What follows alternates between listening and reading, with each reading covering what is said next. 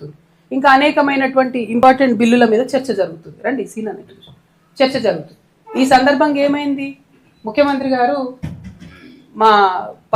నేను గతంలో ఉన్న పార్టీలో ఒక గుంటనక్క గారు ఉంటారు, వారిని మీరందరూ హరీష్ రావు గారిని పిలుచుకుంటారు. 5 రూపాయలకి ఏమొస్తుందమ్మా?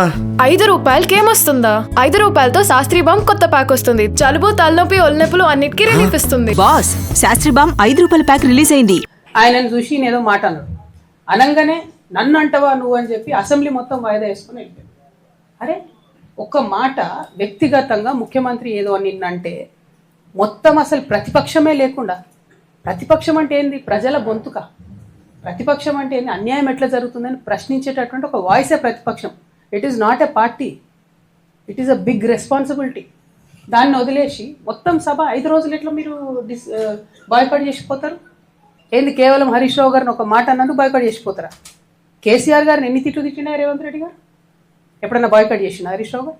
మొన్న ఈ గుంటనక్కకు డిప్యూటీ ఫ్లోర్ లీడర్ ఇవ్వగానే నేను చెప్పిన, బీఆర్ఎస్ పార్టీని ఎవరు కూడా కాపాడలేరు అసెంబ్లీకి రాకపోతే అని.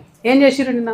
పోనీ జనరల్గా నేను కూడా పార్లమెంట్లో పనిచేసిన కదా, నేను కూడా ఎమ్మెల్సీగా పనిచేసిన కదా, ఒక ఏదన్నా అంశం మీద మనకు అభ్యంతరం